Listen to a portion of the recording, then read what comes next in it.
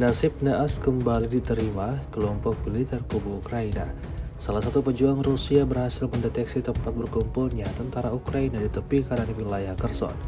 Rekamannya ramai beredar di media sosial Telegram pada Senin, 18 Maret 2024. Bermula dari terlihatnya salah satu tentara Ukraina yang masuk ke dalam salah satu bangunan, militer Rusia berhasil menghancurkan kumpulan tentara Ukraina.